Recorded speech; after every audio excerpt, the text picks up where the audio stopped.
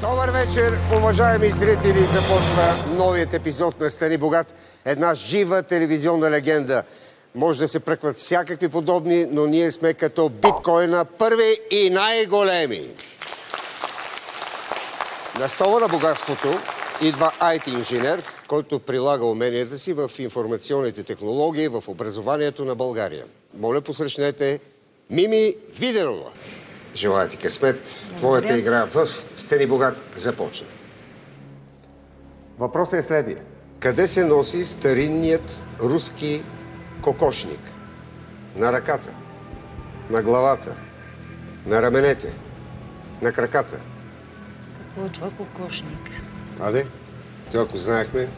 Ако знаехме, щяхме да отговорим. Щеш да е въпрос за 500 лева. Щях да отговоря на въпроса веднага. Може да е Коко Шанел. Добре.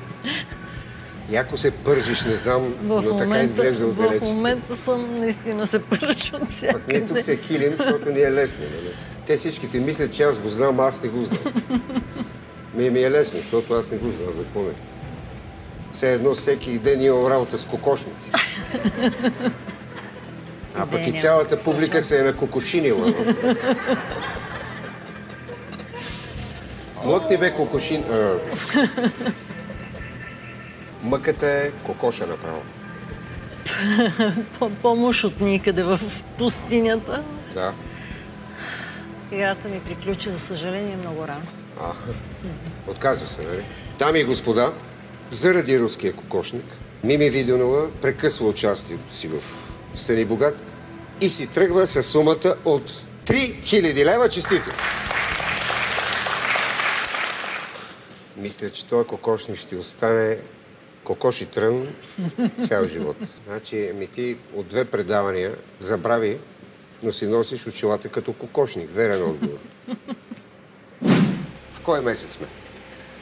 Зависи. Какво очакваш? Момченце? Момиченце? Ами, лекарят ми каза, виж сега, много е рано, няма смисъл да гледаме. Да. След 16 те сами си избират вече, такива са законите. Ясно. Такава е директивата, то се може да си избере. Модерно бебе. Ще го оставяме до 16 тогава. Сега си в почивка или работа? Отпуска съм. Отпуска съм, да. Майчество? Не, в смисъл отпуска съм за деня. То майчеството кога се дава? Когато забременееш или когато родиш? 45 дни преди термина на раждане. Така ли? Да. Добре. Като стана майка, тогава ще никога не е късно. Ще бъде късна превезкиня. Какво сърбите наричат с думата скупщина? Пазар, театър, плаж, парламент. Значи по българския парламент, по сръбския скупщина, така че отговор Д. Маркираме Д. Верен отговор. Театър знаеш ли как? Моля? Театър. Театър не. Знам Бобамара какво е. Позорище знаеш? Да. Успеваната лепотица знаеш ли какво е? Кой? Успеваната лепотица. Сръбския малко ми бяга. Спяща красавица. Дано не изпадна в такава роля. На спяща красавица? Да. Няма те оставим да запишеш. Надявам се. Значи искаш Жокер, обади се на приятел. Да. Окей, Жокер, нека да видим тримата ти приятели. Цветан Гигов от София, той ли? Той. Александър Сачанов от София. Кой той? Това е приятелят ми. Добре, искам да знам всичко аз. Да, кинезитерапевт. Окей, кинезитерапевт. И Лидия Монова от София, коя тя? Тя ми е много близка приятелка. Окей, звъним на татко, така ли? На татко звъним. Окей, звъним на Цветан.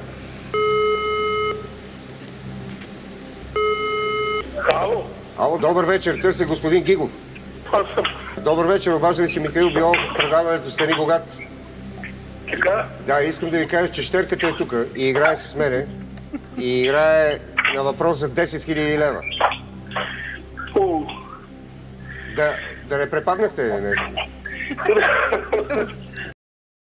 Така. Продължаваме играта със следния въпрос. При разкопките в Сътънхул на 11 км от Северно море, археолози разкриват знатно погребение от 7 век, извършено в колесница, кораб, олтар, пещера.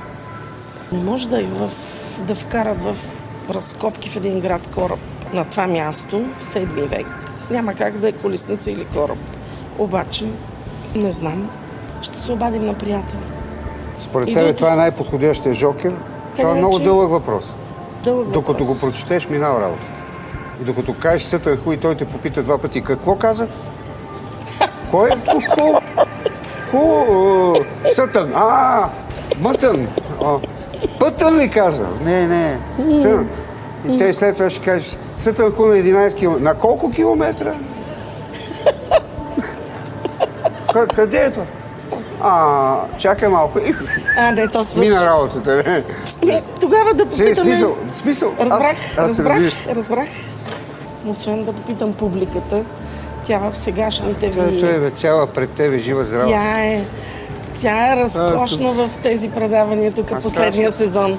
Те са били поне 50 пъти в Сътън Ху, нали? Да е 11 км. Сътън Ху. Ще ги питаме ли нашите Сътън Хуйчини? Ще ги питаме, пък после ще караме натам. И да ги питаме. Айде. Жокер помощ от Сътън Ху. 52% са ми казали кораб. Ще се доверя на публиката, защото тя помага. Така. Благодарим на публиката. Верен отговор. Браво. Северно море. Изпоти се на Сътън Ху, нали? Сърцето ми се обърна. Не обърна. Да. Никога няма да го забравиш. Сътън кой? В 100 грама от кой от продуктите се съдържат най-много калории? Бадеми, ананас, сьомга, пресни картофи. Тук говорим за сурови продукти. Един гладен човек, кое би го заситило най-много? Имам някакви спомени, така че има хора, които от бадем... Има хора от бадеми се позасищат, като са гладни, хапнат малко бадем. От друга страна пък картофите ме засищат. Всеки хора има, Всеки хора има, да. Бадеми. Маркираме ли? Маркираме. Маркираме ги тия бадеми. Бадеми, верен отговор. Макар, че като си помислиш, гладна мечка хорони играе. А мечките какво ядат? Сурова сьомга, нали? Понеже нямат бадеми. Бедните мечки ядат сьомга. Богатите мечки – бадеми. Кариерата на кой футболист завършва с червен картон след удар с глава в гърдите на противник през 2006 година? Марко Матераци, Христо Стоичков, Зинедин Зидан, Джанлуиджи Буфон. Цял свят го видя 2006 година. Без мен. Кой най-много ти се иска да тресне една глава в гърдите на противник? Зидан. Маркираш? И колко му е? Даже не знам кой къде е играл.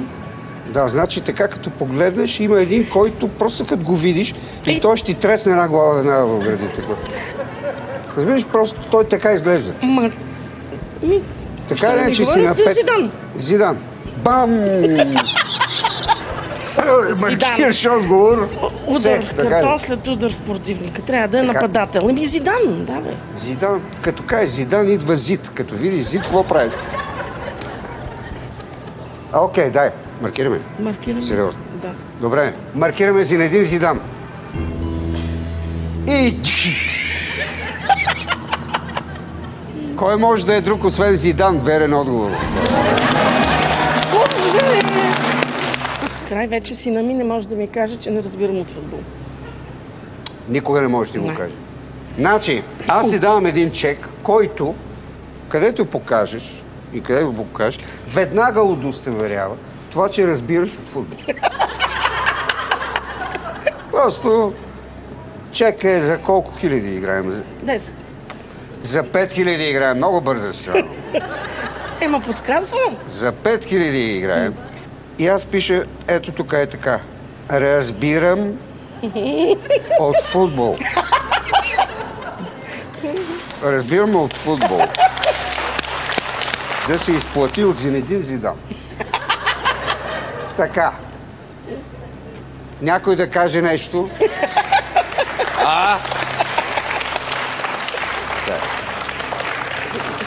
Аз много се забавлявах, не знам ти. Вече да. За първи път издадах сертификат в живота си. Вече съм кадровик от Стани Богат. Имаш право да говориш по футболни теми с Камен и Нина. Благодаря ти много за играта. Беше И аз благодаря.